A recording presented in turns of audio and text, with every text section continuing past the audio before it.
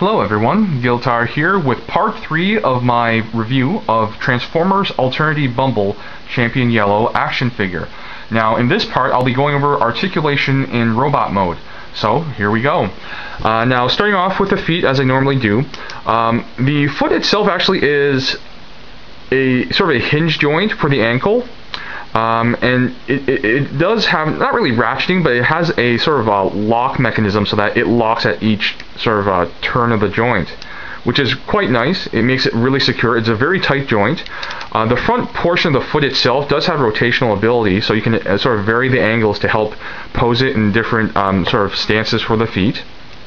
The knees themselves are just a single joint, and again, like I said in part 2 with the transformation scheme, there are 3 joints in the sort of upper leg. The 2 upper joints are actually for the thigh, and they should be straight and locked into place. Only should the knee joint ever be moved if you want to keep things secure.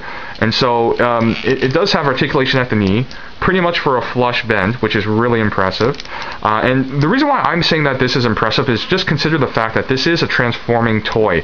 It has to serve multi-facets in terms of functionality. So the fact that you have so much posability in the figure, to me, is quite impressive. There is a thigh joint swivel, which you've been hearing so far is basically a ratchet joint. It's pretty strong as well.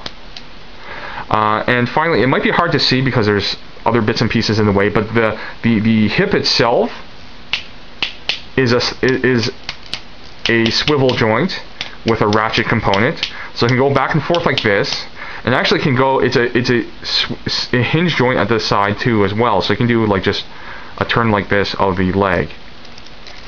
The waist itself has no articulation, but that's due to transformation. I mean, if you consider the fact that you have all these moving joints here that have to lock into place, the fact that it doesn't have a waist bit for articulation is extremely forgivable in my opinion. Now moving up to the arms, we've got just a swivel for the shoulder. You can go all the way around if you want. There's a swivel for the inner shoulder part to move it to the side as well. There's a swivel below the shoulder or at the bicep for, or rather just below the bicep for an elbow swivel basically. A hinge joint at the elbow to allow a pretty good bend. The wrists themselves are on hinge joints, so you can bend it back and forth, and also they rotate. And the hands don't have articulation, but they're very well sculpted, really nicely detailed there. I like these robot hands. And the head itself is on a ball joint, so you have actually a really great degree of bending. So he can bend his head up like this, and he could be like almost like flying, I guess. And you can rotate the head all around if you want. There's light piping going on, so I don't know if you guys can make that out, but it's some really nice light piping going on there. And what else? Really, nothing else in terms of articulation. I mean, there are optional parts like this back component here, this backpack.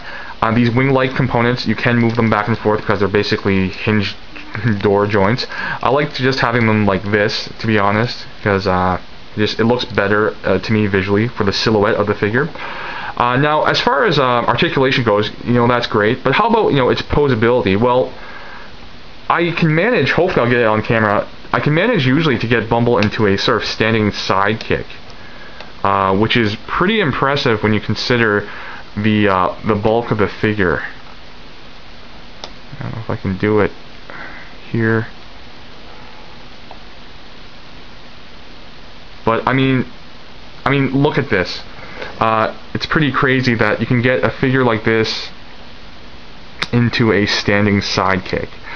I mean, just look at Bumble. He's so pudgy, but I mean he's throwing out a side kick, Bruce Lee style, with no problems. Obviously he's not that stable. I'll just rock the table a bit. You can see him wobbling, but I mean, it can do that, and that's really impressive. I mean, first of all, Transformers toys traditionally are not well known for articulation. The fact that if you can get a good-looking figure in both robot and vehicle modes, that's a miracle in itself for many Transformers up until only a couple of years ago. Right now we have a figure that looks good in robot mode, in my opinion, looks good in vehicle mode, has great articulation, and it has impressive, posability. I have to say right now, to me, Alternity is like the pinnacle of current Transformers engineering and design. But I'll get more into that in the next part, in which I'll go over the pros, cons, and final thoughts of this product. So once again, thanks to all of you for watching up to this point. I hope you guys enjoyed the review so far and are getting something out of it. And I'll see you guys back in part 4, the final part of this review.